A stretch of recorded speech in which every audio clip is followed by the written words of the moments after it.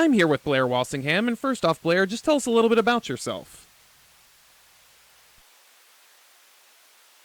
Morning. Yeah, my name is Blair Walsingham. I live out in Hawkins County on a small homestead. I'm a mother of four, an Air Force Air National Guard veteran. I have a small business, and I'm running for Congress.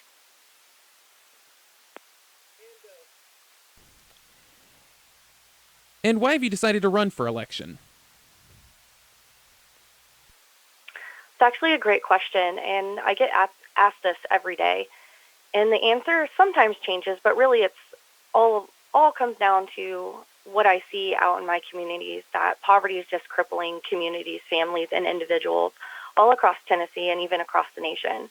Um, Here in America, we actually live in abundance, and I don't think that anybody here should be facing a lot of the struggles that I'm seeing. And what do you think is the biggest issue facing the country currently? Mm. Right now is a little bit of a different atmosphere than what we call like pre-COVID. So there's definitely a medical crisis right now and an economic crisis. We're seeing a lot of things just um, become more desperate due to these factors. But really, the root cause of a lot of this comes back down to economic inequality and the lack of financial stability.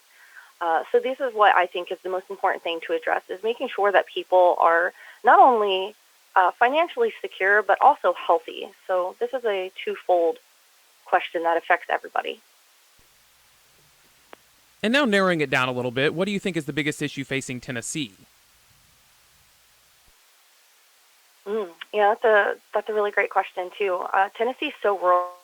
We're 93% rural, especially in District 1.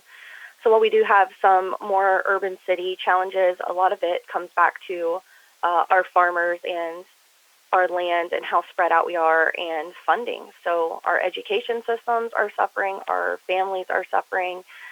Being able to get a quality job or education is at times very difficult for people out in the rural countryside.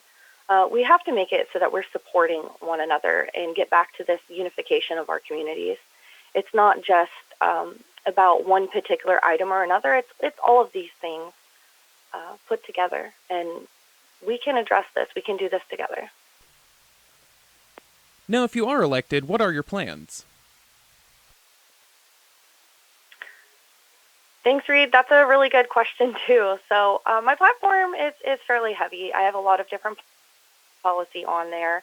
One of the items that is more unusual that I like to talk about is data as a property right. Getting people actually their data labeled as their property that they're in charge of, and if it's going to be used, they need to be compensated for that. That's something that would benefit everybody who's using any type of technology today. Another really top priority is getting rural internet actually installed and out to everybody out here. We have a huge gap with the rural internet. Just for example, so I'm on a satellite internet that rarely works. It often drops or cuts out, and that's the best we can get. I also have an antenna out here that's a separate type of internet system, and it's the same struggle due to the mountainside. Now, we've been given the funds. Trump even signed the rural internet bill to try to push forward this expansion, and it's a lack of accountability in getting it done.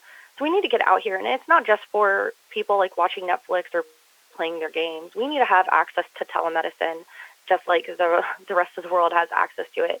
We need our kids to be able to continue their education when our schools have been closed. It's the same for our college students or anybody trying to further their education. We need to have these in place so we have access and aren't getting left behind once again. It also has to do with our emergency services. They go hand in hand with the radio blackout spots out here. We need to fix all of this. It's not just for the people living here, but also for the workers in these emergency services. And before we go, is there anything else you'd like to say? Yeah, I would love to just take a moment to remind everybody that we have so much more in common that we have been led to believe. And in this time of just a growing divide, please look back inside yourself and really champion the right ideas and lead with inclusion and understanding. This is what we need to do right now, is to come together and not play into this rhetoric that it is us against them. It is us, all together in this, truly. So I'm really hoping to move Tennessee forward and make things better for everybody. And I hope that you guys will join me, and you can definitely learn more in-depth information by going to blairforcongress.com, and I am an open door. My phone number's up there. You can Facebook, Twitter, Instagram us, or email, and I will get back to you as soon as possible. And thanks for having me on today, Reid. Well, I want to thank Blair Walsingham for joining us today.